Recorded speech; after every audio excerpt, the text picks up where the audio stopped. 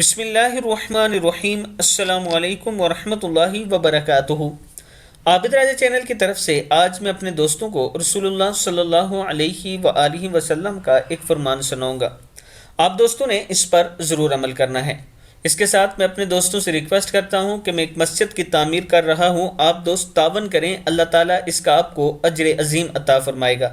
تو شروع کرتے ہیں۔ بسم اللہ الرحمن الرحیم۔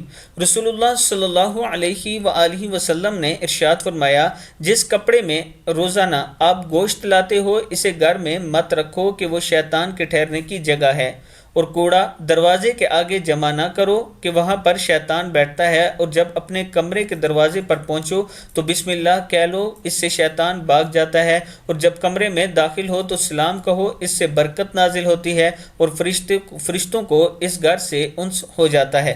کتاب کا حوالہ یہ نیچے موجود ہے، آپ دیکھ سکتے ہیں۔